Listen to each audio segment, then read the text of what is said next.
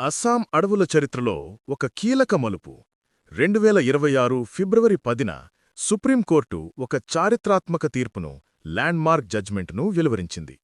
అస్సాంలోని reserve forest ఏరియాల్లో ఆక్రమణలను తొలగించడానికి రాష్ట్ర ప్రభుత్వానికి పూర్తి అధికారం లభించింది. ఇన్నాళ్లో కోర్టు స్టేలతో ఆగిపోయిన ఎవిక్షన్ డ్రైవ్స్ ఇకపై ఒక స్పెషల్ కమిటీ క్లియరెన్స్ ఉంటే చాలు వేగంగా జరుగుతాయి. దీన్ని అస్సాం సీఎం చారిత్రాత్మక విజయంగా అభివర్ణించారు. దీని వెనుక ఉన్న అసలు కథ తెలియాలంటే మనం గోలాఘాట్ జిల్లాలోని డొయాంగ్ రిజర్వ్ ఫారెస్ట్ గురించి తెలుసుకోవాలి. 1970ల నుండి ఈ అటవీ ప్రాంతం వివాదాలకు కేంద్రంగా ఉంది. అక్కడ దాదాపు 1.25 లక్షల బిఘాల భూమిని ప్రభుత్వం ఇప్పటికే ఆక్రమణల నుండి విడిపించింది. కానీ రాష్ట్రవ్యాప్తంగా ఇంకా 20 లక్షల బిఘాల భూమి ఆక్రమణలోనే ఉంది. సమస్య ఏంటంటే అక్కడ నివసించేవారిలో కొందరు వరద బాధితులు, మరికొందరు తరతరాలుగా ఉంటున్న గిరిజనులు. వారికి అది ఇల్లు, ప్రభుత్వానికి అది రక్షించాల్సిన అడవి. ఇంతకాలం ఆక్రమణలను తొలగించడానికి ప్రభుత్వం చేతులు కట్టేయబడ్డాయి. దీనికి 2 ప్రధాన కారణాలు. మొదటిది జ్యూరిస్డిక్షన్ గొడవ.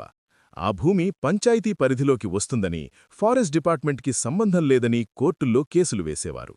రెండవది అటవీ హక్కుల చట్టం, ఫారెస్ట్ రైట్స్ యాక్ట్. గిరిజనులకు మరియు అటవీ నివాసులకు ఉండే హక్కుల వల్ల ఎవరు నిజమైన గిరిజనులో, ఎవరు అక్రమ ఆక్రమణదారో తేల్చడం కష్టంగా ఉండేది. దీంతో కోర్టు నుండి స్టే ఆర్డర్స్ వచ్చి ఎవిక్షన్ ఆగిపోయేది. మరిప్పుడు సీన్ ఎలా మారింది? సుప్రీంకోర్టు ఒక క్లియర్ ప్రాసెస్ సెట్ చేసింది. ఫారెస్ట్ మరియు రెవెన్యూ అధికారులతో కూడిన ఒక కమిటీని ఏర్పాటు చెయ్యాలి. ఆక్రమణదారులకు తమ హక్కుపత్రాలు, ల్యాండ్ డాక్యుమెంట్స్ లేదా పట్టాలు చూపించుకోవడానికి ఈ కమిటీ అవకాశమిస్తుంది.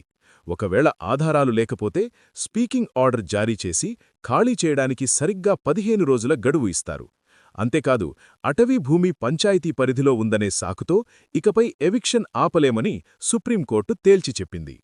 అర్హులైన గిరిజనులకు పట్టాలిస్తామని, కాని అక్రమ ఆక్రమణలను మాత్రం సహించేది లేదని అస్సాం ప్రభుత్వం స్పష్టం చేసింది. ఈ తీర్పుతో అస్సాం అడవుల రక్షణకు ఒక బలమైన చట్టపరమైన ఆయుధం దొరికినట్లయింది. మరిన్ని ఆసక్తికరమైన విషయాల కోసం ఛానల్ని సబ్స్క్రైబ్ చేసుకోండి.